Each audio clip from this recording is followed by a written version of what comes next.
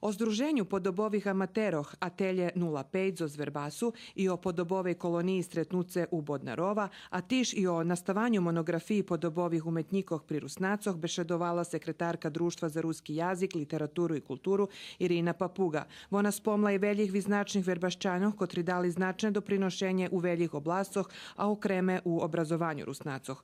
Podobovi umetnik Silvester Makajzo Skocura Kotribul i inicijator tej vystavi nahlašal, že združenje podobovih amateroh Atelje 05 nje calkom točna nazva, bo u Johora Miko hoč podobovih amateroh je z najvecej tvorja i akademski umetniki.